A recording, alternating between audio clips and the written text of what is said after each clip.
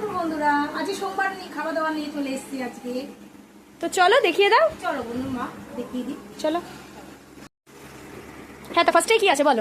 গরম গরম ভাত দেখো, এখন এই মাত্র নামানো গরম গরম আগুন আগুন ভাত একেবারে। গরম হোক শীত হোক এই গরম ভাতটা কিন্তু কাঠে রান্না করি। হ্যাঁ, দেখলে মনে হবে না কাঠে রান্না করেছি, কিন্তু কাঠে রান্না করা। ভাতটা রান্না করি কাঠে একদম।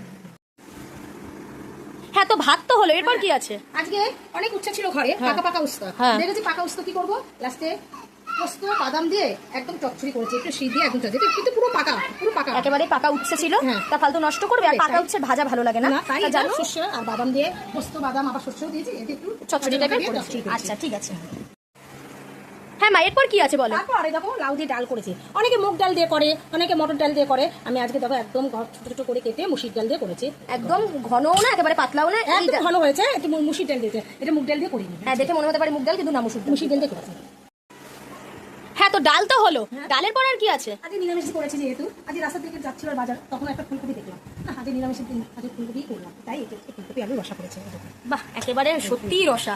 দেখতে পাচ্ছেন একদম লাল লাল করে টমেটো দিয়ে আলু দিয়ে ফুলকপির রসা। আজকে বাবা বাজার টাজার যায়নি, রাস্তা দিয়ে রেখেছি, দেখলাম ফুলকপি যাচ্ছে, না আজকে ফুলকপিটাই করে ফেলি। হ্যাঁ, তো দেখতেই পাচ্ছেন থালি একেবারে তৈরি হয়ে গেছে সোমবার দিনে। তো তাও দেখিয়ে দিই একবার, ভালোভাবে আপনারা দেখে নিন। একদম হালকা পাতলা রান্না হয়েছে, কিন্তু তার মধ্যেও মানে অসাধারণ আইটেম আছে একটা, যেটা আমার ভীষণ পছন্দের, ফুলকপি। তা আরেকবার বলে দিই, এখানে আছে গরম গরম ভাত, উচ্ছের চচ্চড়ি, লাউ দিয়ে ডাল, মুসুর ডাল, আর এইদিকে আছে ফুলকপি আলু টমেটো দিয়ে একেবারে লাল লাল করে রসা। তা আমাদের হ্যাঁ, আবার বিলতি ধনেপাতাও পড়েছে, বাড়ির গাছের বিলতি ধনেপাতা।